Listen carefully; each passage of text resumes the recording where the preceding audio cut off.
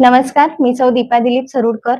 आता आपण आहे बीजेपीच्या प्रभाग क्रमांक 5च्या नगरसेविका पदाच्या उमेदवार मेघाताई गांगण यांच्यासोबत. नमस्ते ताई. नमस्ते. काय प्रतिसाद मिळतो नागरिकांमधून?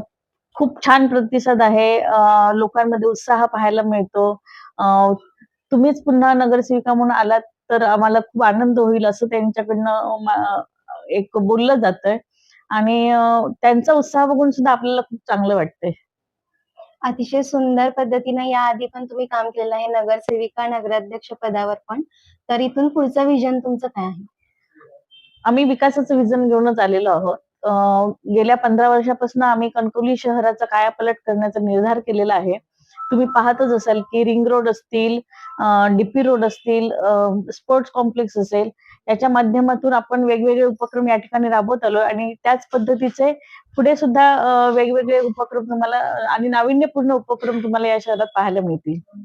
महिलांसाठी नेहमीच तुम्ही काम करत असता पदप्रतिष्ठानच्या माध्यमातून वगैरे.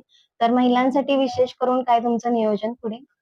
महिलांसाठी आम्ही आता तुम्ही बघितलं 2006 पासनं खरं तर मी राजकारण काम करत आलेले आहे आणि तेव्हाच मी साज सखी एक असा ग्रुप स्थापन केला महिलांसाठी आणि मग जेव्हा समीर नलावडे नगराध्यक्ष म्हणून आले तेव्हा त्यांनी मग पदर प्रतिष्ठानच्या नावाने संपूर्ण कणकवली शहरातल्या महिलांना एकत्र करण्याचा निर्धार केला आणि त्या अनुषंगाने आम्ही काम करत असताना मग वेगवेगळ्या महिलांसाठी पाककला स्पर्धा घेणं, महिलांसाठी सांस्कृतिक कार्यक्रम आयोजित करणं. 8 मार्च सारखा आम्ही एक मोठा कार्यक्रम घेतो.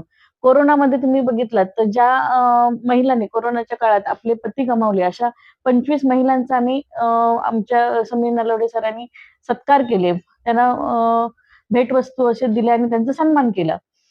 असे वेगवेगळे आम्ही उपक्रम राबवत होतो. आजी आणि नात त्यांना एकत्र करून त्यांच्यासाठी एक अनोखा कार्यक्रम आम्ही केला.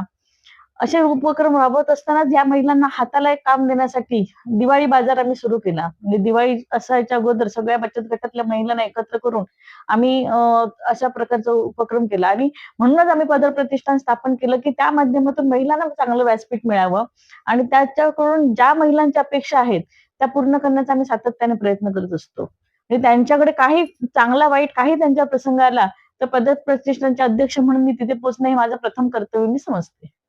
प्रभागातील नागरिकांना काय आवाहन कराल? प्रभागातील नागरिकांनी मोठ्या प्रमाणात आजपर्यंत जसा माझ्यावर विश्वास दाखवलेला आहे अशाच पद्धतीचा विश्वास यापुढेही त्यांनी माझ्यावर ठेवावा, माझ्या कामावर विश्वास ठेवावा आणि माझ्या कामासाठी त्यांनी मला मतदान करावं हेच मी त्यांच्याकडून अपेक्षा करते आणि माझ्याप्रमाणे समीरजी नलावडेंनी नगराध्यक्ष म्हणून या कणकवली शहराचा विकासाचा ध्यास घेतलेला आहे. विकासाच्या ध्यासासाठी सर्व कणकवली शहरातल्याच नागरिकांनी एकत्र येऊन समीरजी नलावडे यांना सुद्धा प्रचंड मतांनी विजयी करावे असा मी सगळ्यांकडून अपेक्षा करते. धन्यवाद.